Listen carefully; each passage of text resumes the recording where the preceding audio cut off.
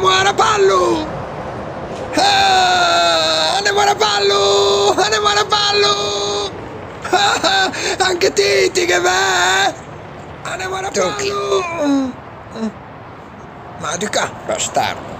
Che da dire che la figliuola sta proprio maduca. Mi ti dica verità, secondo me l'ha fatto benissimo, alla capio che andiamo in vacanza a Rapallo, coi travaggi per l'autostrada. E cosa che intra allenamento ambitissima. Ti ricordi che l'ho votato a Suaggi? A Suaggi che ha più bella mussa, tu penso garantì.